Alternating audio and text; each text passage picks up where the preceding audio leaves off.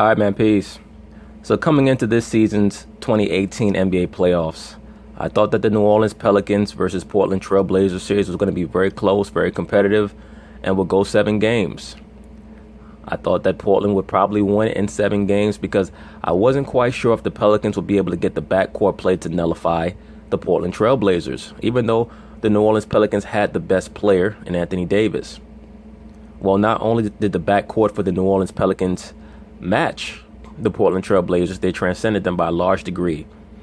Rajon Rondo looked how he looked in 2011, and Jrue Holiday looked like a modern Joe Dumars. So, of course, they're going to talk about it. I'm going to chime in. More playoffs. The Pelicans making it look like the Big Easy with a nice big old sweep on Damian Lillard and the Blazers. Anthony Davis has been dominating, putting up 47 Saturday. Jrue Holiday getting an honorable mention with 41. Since January 28th, the Pelicans' first game after DeMarcus Cousins' injury, Davis leads the NBA in scoring and block shots. Stephen A., you are up first, my friend. Who's been the biggest star in the playoffs thus far? For me, it's been Anthony Davis. Yes, and it really hasn't been that close. Of course, many will say LeBron James because of his stats, but Anthony Davis has finally started to assume a lot of the prognostications that have been put upon him. A lot of the soothsayers who've been prophesying that he's going to be the next great player, he's finally starting to fulfill that prophecy. He's averaging 33 and 12 on 57% shooting. He's inside, he's outside, he's on the break, he's posting up, he's shooting jump shots, he's blocking shots. He is the real deal. But the most important thing in regards to that team is the help that he's getting from Jrue Holiday and Rajon Rondo, as well as Mirotic, who has really stretched the floor for them while also providing size. I truly think that they're better now than they were when they had Boogie Cousins. Because Boogie Cousins, and I don't care what anybody says, because I've been saying this all season and for the last 5 years watching him play, he does not play in a winning style. He's a great individual player, but he's not going to be a component on a championship team because he's too emotionally unstable. We've known this for years. We know it even more now, and they didn't beat Portland. They destroyed them. Really what they did, they just outsmarted them, and they exposed how basic Portland's concepts are. Everything is just way too guard-centric with the Portland Trail Blazers. And I've stated throughout this season that they'll be much better when they start to utilize their entire team. When Lillard is not a 27-point-per-game guy, for them to raise up another notch, he's going to have to go down to about 20 points per game. McCollum's going to have to go down to about 19 points per game for them to ascend to a championship level because they're too small to be that ball dominant in the backcourt. It sets a bad precedent for their team because once you get to the playoffs and they get game planned on by an intelligent team, they're not going to know what to do, and their supplementary components are not going to be able to rise to the occasion because they haven't been asked to do so all season. Much like the Detroit Pistons in the late 80s.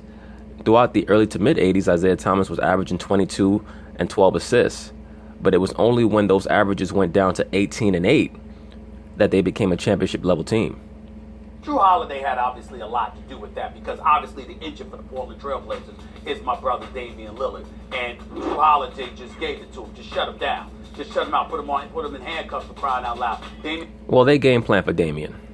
Not only did Jrue play great defense, but they were trapped in the pick and roll.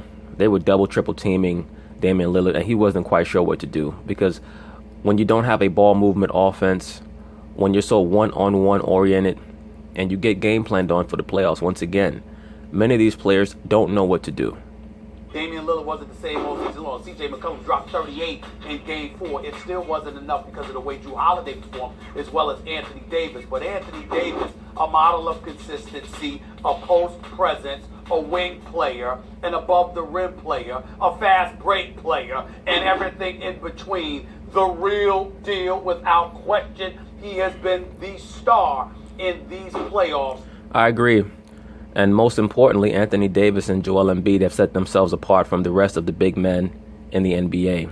I think that there's not going to be too much more of a debate as to who is the best amongst the new crop of big men. At one point, we were trying to provide some conjecture in regards to Karl Anthony Towns, maybe Jokic in Denver. so on and so forth. But I think that it's very clear that Anthony Davis and Joel Embiid are a cut above the rest. Thus far, the star among stars. Well, it's no surprise to me what Anthony Davis is doing. I'm not saying it's a surprise to you, Stephen A., but if you recall, a couple weeks ago I told you that take a good look at LeBron now in the regular season at the time. This is the last regular season where at the end we're saying LeBron is the best player in the league. Well, you did say that. I'm still not sure that Anthony Davis is going to be considered the best player in the NBA next season, because I still don't have him in my top 4. So he's going to have to leapfrog quite a few guys just to get to LeBron. Now, on Max Kellerman's list, he's already number 2. Max Kellerman has him above Kevin Durant. I'm not willing to go that far yet. But this oncoming series will be a major factor in determining exactly what the pecking order is between many of those players that are acting as a gulf in between Anthony Davis and that number 1 spot, because he will be facing Steph Curry and Kevin Durant in this next series. And I have both of those guys above him on my NBA hierarchy list. Because next year, by the end of the season, we're going to say Anthony Davis is the best player in the league. Number 1 ahead of everybody, KD and everyone. He's great. Well, He's amazing. Sorry, you went over that. Who disagreed but with you that? also... Who disagreed with that? Right, but you all... I don't know. Are you saying AD is going to be the best player in the league next year? I think he probably will be, but I think he probably... No. I think that next season LeBron will still be the best player in the NBA. I have to see some precipitous drop off before I take him out of that spot. I think that there is a very slim disparity between him and Kevin Durant, and I think that there's an even slimmer disparity between Kevin Durant and Steph Curry. And I probably have to put Steph above KD because KD himself states that Steph is better than him. Certain people try to dispute that, and they say, oh, well, no, what KD was really saying was that in the system. No. That system is a free-flowing system. So it's meant for plug and play. We all know that it's an open ball movement system. Of course, they run plays for Steph, but you're Kevin Durant. When you go and you shoot 11 for 29 against the Minnesota Timberwolves in a regular season game, in the post-game interview, and you're stating that the reason why you guys are struggling is because you don't have Steph Curry, that's you stating that Steph Curry is above you. Now, we know that KD brings a little bit more to the table overall than Steph Curry, but as far as impact, Steph is still the most impactful offensive player in the NBA. There's no doubt about that in my mind. Probably will be, Okay, but I good. would call you, Max Kellerman, months ago saying that you picked the Greek freak over him. No. Anyway, What? no, we were arguing Greek Freak versus Ben Simmons. We were arguing Greek Freak versus Ben Simmons. But the point is this. The Greek Freak is very high on Max Kellerman's list, but Stephen A. Smith is wrong about that. Stephen A., the point is this. You brought up the reason that your argument... Good. Let's go back and look. See, actually, this program is being recorded, so we can always go back and look. Steve... Yes, I don't even think that Giannis is as impactful as Kyrie Irving. I think that they're on the same level. Kyrie, Giannis, Russell Westbrook, they're all on the same level right now. And quiet is kept. Ben Simmons as well as Donovan Mitchell may be on that level of impact as well, if we want to go there. But I still need to see a little bit more tape from them. Stephen That's A., right, that's right. you brought up the reason that it's not AD so far. It would be AD if not for the existence of LeBron James. And I'm not going to let you or anyone else just become numb to the sameness of LeBron's greatness all the time. Well, of course, you expect that from LeBron. Understand, LeBron is playing at such a high level still. Like, throw out his age. So Offensively, in a system that is designed to make him shine, yes. Do I have him as my number 1 player? Yes, I do. Because I believe that he's the only player in the NBA that could have a system that is catered solely to him and be as proficient as he is. We see what's happening with Westbrook down there in Oklahoma City. He doesn't know what to do. it's amazing that he's doing it at this age with this many miles on his legs. The most minutes ever played while still being the greatest player in the world. No one in history has ever done it, including Kareem. And he's been in the league since he's 18, LeBron. Forget about all that. Well, look, once again, Kareem was not on the shit that LeBron is on, allegedly. Okay? Kareem was all natural. Just the level of play itself. If LeBron gets anything from anyone, they win. Doesn't have to be spectacular. Normal LeBron James superfan nonsense. When they say, if LeBron gets any help, you mean the help that he had before he ran his teammates off? Before he made Kyrie demand a trade? before he orchestrated the demolition of his team at the All-Star break? Is that what you're talking about? At the trading deadline, I should say. It's like when the Laker fans talk about how Kobe didn't have any help back in 2005. Yeah, he didn't have any help because he ran off Shaq, and Rick Fox is on record as stating that he retired early because he couldn't play with Kobe anymore. That's what Rick Fox stated. They win if he gets anything from anyone. Now look at AD. I'm not taking anything away from him. He's amazing. We're going to talk about him more versus the Warriors coming up. I got stuff for you. But you just said it yourself. Jrue Holiday not only shut down Damian Lillard on the defensive end, he gave you 41 on the other end. Jrue Holiday has been outstanding. Certain players are system players, and certain players are held down in their system. Jrue Holiday is on the same level as a Damian Lillard. He just finally got the opportunity to show it in this past playoff series. Amazing. As I said after game one, a star-making performance on the national stage. But it's not just Jrue Holiday. Rondo is showing everyone last year wasn't a fluke. This is like, at my age, whatever, reestablishing my value in people's eyes. Playoff Rondo is real. Mirotic, they have taken turns on that Pelicans team, the supporting players, taking steps forward at game after game and saying, don't forget about me. Well, Rondo is just real, period. As I've stated, he has the highest basketball IQ of any player in the last 15 years. There was a brother in the comments who mentioned Jason Kidd. Jason Kidd is right there as well. But I consider Jason Kidd's prime to have been from 95 to about 2005, 2006. Rajon Rondo came into the league in 2006. I'm really good here on this national platform. So AD has help. He's number one on that team by far, of course, an incredibly great player. He has help. LeBron does not. LeBron's doing it all by himself. Well, that's because LeBron James has to do it all by himself because he must play in the LeBron James system. Anthony Davis, because he played in college, knows how to play within a system and work with his teammates. He knows how to not be the center of attraction. LeBron does not know how to do that. And it amazes me that so many of these media pundits don't grasp that. All right, okay. But last time I checked, Max Kellerman, the Cavs are tied in the 2-2 series. Now, you explained it because LeBron... Well, look, Stephen A. Smith, we already know that to the LeBron James stupor fans, wins and losses are not relevant. Only LeBron's stats are relevant. LeBron doesn't have much help. That's why this series is 2-2. Are the Pelicans playing?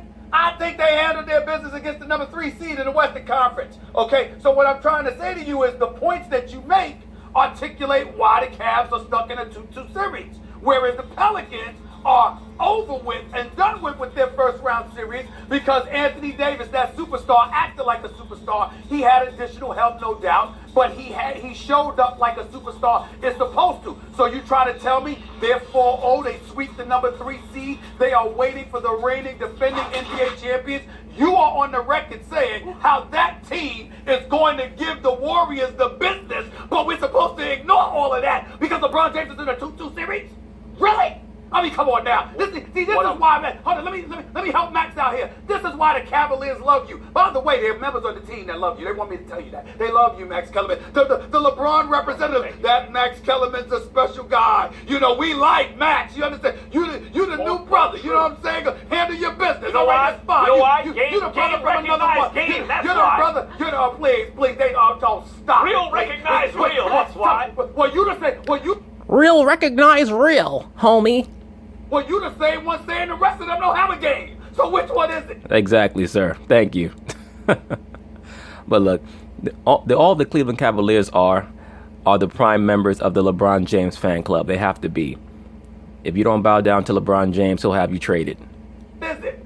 Game recognized game, but you just saying outside of LeBron, they don't have a game. Which one is it, Max Kellerman? No, listen, Zip it, stop it. The bottom line is clear. The bottom line, you tell it like you want it to be, and you get 5 different angles so you cover your and hedge your bets, and you're a pro at that. But at the end of the day, what it comes down to is you made my point. Anthony Davis and the Pelicans handled their business. He had help, but they handled their business. Well, of course he had help. Basketball is a team game. I have no idea why having good teammates and playing in a good system is supposed to be a negative. It's like the people who say, well, what happened to Michael Jordan when he played against the Boston Celtics in 86 and 87? Oh, easy. He played against one of the great players of all time in Larry Bird. He also played against multiple top 50 players of all time in Dennis Johnson and Robert Parrish and Kevin McHale. They played in a great system. They were a team in their prime, and he was a neophyte playing with a bunch of cokeheads. That's what happened. For those of you who don't know, the Chicago Bulls, when Michael Jordan got there, were filled with cokeheads. Orlando Woolridge and all those guys. And that's a fact. That's not alleged. Okay? That's not just my perspective. That is a fact. Something that has been published. Okay? So that's one of the main reasons why the Bulls struggled in Jordan's early years. And also he had to mature. He was the player who changed the paradigm of winning in the NBA. He was the person who did that. So before that, in order for you to win, you had to have a dominant big man. In the process of changing the paradigm, he had to go through some struggles. But once again, most of these people, they don't give a shit about those type of aspects. They swept these dudes, and your crew with LeBron is stuck in a 2-2 series. Period. Let me tell you what's going on here. You see, this is a very good question. Who's been the bigger star in the playoffs so far, LeBron or AD? But a very good question is sometimes because there is no definitive answer because it's close. So yes, it's close, Max Kellerman, but we all know that it's Anthony Davis. Okay, you're saying LeBron's 2-2, AD. And one can make the case that the second biggest star has been Drew Holiday. AD has swept because AD has helped, LeBron doesn't. Fair enough. Who has actually been the bigger star? What you're responding to, and as I told you, AD is taking over from LeBron this upcoming season. Even at the end of the regular season, I said, take a good look at LeBron as the best player in the world. This is about it. Here comes Anthony Davis. Here he is. Now, unlike last year, when you and others were trying to frame KD and the Warriors beating LeBron as a passing of the torch from LeBron to KD or a catching up of KD to LeBron, and I said, no, it's not. This actually represents what people wanted LeBron and KD to be last year because more or less they play the same position. In fact, LeBron AD, you could be seeing the passing of the torch. But right now, Stephen A., you're responding to the ascension of AD and the narrative there and the fact that LeBron's getting older. Yeah? No. Actually, what he's responding to is the fact that Anthony Davis's proficient play is leading to dominant victories as opposed to someone who is at the center of a system that is designed to totally make him shine. And of course, LeBron is doing so because he's extremely talented, but it has not resulted in a dominant playoff performance by his team against a team in the Indiana Pacers that they've been expected to beat probably 4-1, if for no other reason than the Cleveland Cavaliers and the Indiana Pacers basically have the same rosters other than their best players. So this series is basically LeBron James against Victor Oladipo. Because when we go down the roster of the Cleveland Cavaliers and the Indiana Pacers, is there a talent disparity? No, absolutely not. As a matter of fact, you can make the case that the Cavaliers have more talent than the Indiana Pacers do. So what is supposed to offset one another are the stars. And as we all know, LeBron James is considered a much better player than Victor Oladipo. So why is the series tied right now? Clearly, LeBron James' style of play is meant to provide more luminosity for himself than to result in team victories. And as we've seen in the last 3 regular seasons, the Cavaliers have not even won 55 regular season games, and he's supposed to be the best player in the weaker conference. Yeah. All right. I have news because the longer you talk, the more you incriminate yourself, and I'm trying to help you out here. I have a confession to make. I must sit up there and come to the defense of Max Kellerman. I called you out on the Anthony Davis when you mentioned the Greek Freak or what have you. Here's where you were right, and I stand corrected. The debate was 23 and under. Anthony Davis is 25. Right.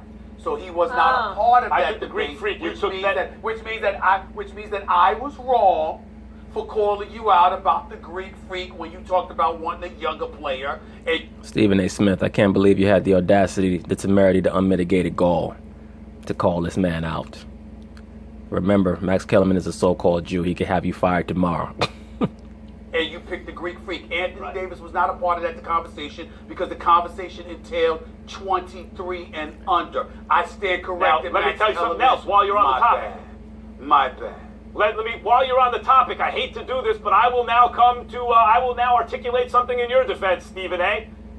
The argument was, as I correctly recalled moments ago, Ben Simmons or the Greek Freak. Who do you start your team with? You took Ben Simmons, I took the Greek Freak. it's Ben Simmons. So they're... Yes, it is Ben Simmons. Ben Simmons is a prime mover. Giannis is a great player, but he needs to have the right pieces around him. He needs to have the right coach. Ben Simmons is a transformative player. You bring him on your franchise, it almost does not matter who the coach is. He can make the coach look great because he knows how to run an offense.